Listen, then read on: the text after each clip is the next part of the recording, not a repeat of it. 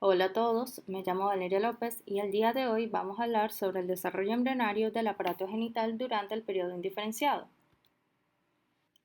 De esta manera está organizada la clase y como pueden observar, al final realizaremos un pequeño resumen de los temas hablados. Entonces, ¿a qué nos referimos al hablar del desarrollo embrionario del aparato genital? Tenemos que conocer estos tres elementos básicos, puesto que esta clase y la siguiente tratará alrededor de los cambios que sufren las gónadas, los genitales internos y los genitales externos. Entonces, las gónadas son los órganos encargados de producir los gametos. Para que se hagan una idea, en el caso de la mujer serían los ovarios. Los genitales internos es un conjunto de órganos ubicados dentro del cuerpo, que en la mujer sería lo que es el útero, las trompas de falopio y la vagina, y los genitales externos serían aquellos reparos anatómicos o estructuras visibles que, por poner el ejemplo de la mujer, sería el clítoris, labios mayores, labios menores y monte de Venus. En el caso del hombre, las gónadas serían los testículos, los genitales internos, el epidídimo, conducto deferente, conducto eyaculador, los cuales constituyen una serie de conductos, como bien dice su nombre, para poder vertir el producto en lo que sería la uretra. Y en su recorrido podemos observar a las glándulas anexas, como es la próstata, las glándulas bulbouretrales y vesículos seminales. Los genitales externos, en el caso del hombre, sería el pene, el glande, el escroto y el prepucio. Ahora, el tema de hoy, que son los genitales indiferenciados, las gónadas son llamadas gónadas indiferenciadas. Más adelante veremos de dónde provienen. Los genitales internos son el conducto o los conductos de Wolff y conductos de Müller. Y los genitales externos, el tubérculo genital, las eminencias uretrales y las eminencias labioescrotales. Antes de comenzar a hablar de dónde proviene cada una de estas estructuras, vamos a hacer un rápido recuento sobre algunas cosas que tenemos que tener en cuenta. Recordemos entonces al disco trilaminar en la tercera semana del desarrollo embrionario, donde podemos distinguir lo que es el ectodermo, el endodermo y entre ellos el mesodermo intraembrionario. A medida que progresa, vamos a diferenciar tres regiones dentro de él, que es el mesodermo paraxial, el encargado de producir las somitas y estructuras cefálicas, el mesodermo intermedio, también llamado gononefrotómico, puesto que de él va a derivar todo lo que es la formación del sistema urinario y las gónadas, y finalmente el mesodermo lateral, también conocido como esplácnico y somático intraembrionario. Entonces, durante la cuarta semana, el mesodermo intermedio, posterior a lo que son los pliegues laterales, lo conocemos o lo comenzamos a llamar como cresta urogenital y observamos que se posiciona a ambos lados de la aorta primitiva, que serían los dos círculos blancos en la línea media. Estos se ubican, como ya les indiqué, a lo largo de la pared posterior de la cavidad abdominal y son el resultado de la condensación del epitelio y el mesénquima subyacente. Por otro lado, los mesonefros o cordones nefrógenos, los cuales están de color azul en la imagen, darán origen a lo que es el aparato urinario.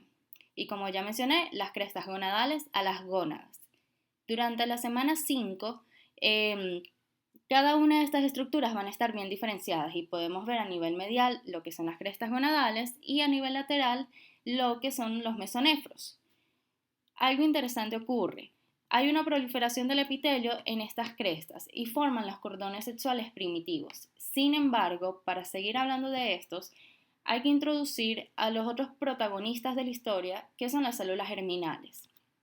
Ellas se originan del epiblasto, conocido también como el ectodermo primitivo, que es la capa de células cilíndricas encontrada en el disco bilaminar. Las células migran a través de la línea primitiva, recuerden que este es el primer signo de gastrulación y es dado por la imaginación de las células del epiblasto debido a su proliferación, y finalmente llegan a la pared del saco vitelino. Esto ocurre aproximadamente en lo que es la tercera semana, en donde se posicionan cerca del alantoides, como pueden observar en el dibujo o en la animación, y van a tener ahorita una ubicación extraembrionaria. Entonces, posteriormente, en la semana 4, ellas van a migrar a través del mesenterio dorsal, que es la estructura encontrada detrás del intestino medio, y llegan a las crestas en la semana 5.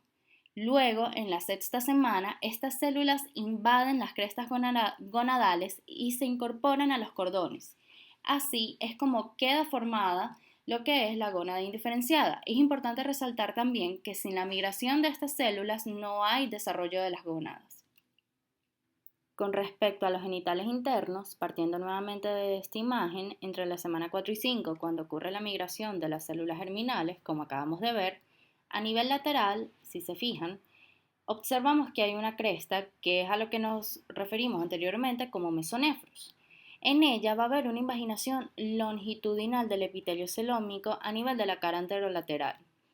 En esta imagen queda representada como el círculo amarillo. Y esta invaginación se dirige en su extremo cefálico a la cavidad abdominal con forma de embudo y en su extremo caudal al seno urogenital. Esto es llamado conducto paramesonéfrico o de Müller.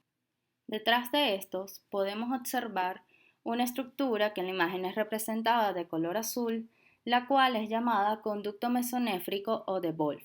Ellos se forman a partir del mesodermo intermedio de la región cervical durante la cuarta semana, paralelo a lo que es el desarrollo de los pronefros, los cuales son el primer sistema renal transitorio y no es funcional. En la imagen se ve representada como un cúmulo de círculos que están en el polo cefálico. Si observan bien, detrás de ellos se encuentra el ducto pronéfrico, que según algunas literaturas dice que estimula al mesodermo que lo rodea para formar lo que es el conducto de Wolff, el cual termina desembocando en la cloaca. Si observan cómo es el recorrido del conducto paramesonéfrico, se van a fijar que primero se ubica lateral al conducto de Wolff, cruza y luego se posiciona medial, fusionándose con su lado contralateral y formando lo que se conoce como tubérculo mulleriano. Entonces, recapitulando lo que vimos en la lámina anterior, a nivel cefálico se abre hacia la cavidad abdominal en forma de embudo y a nivel caudal se inserta en el seno urogenital formando este tubérculo. Con respecto al conducto mesonéfrico, a nivel caudal, va a desembocar en lo que es el seno urogenital, posicionándose a cada lado del tubérculo de Müller.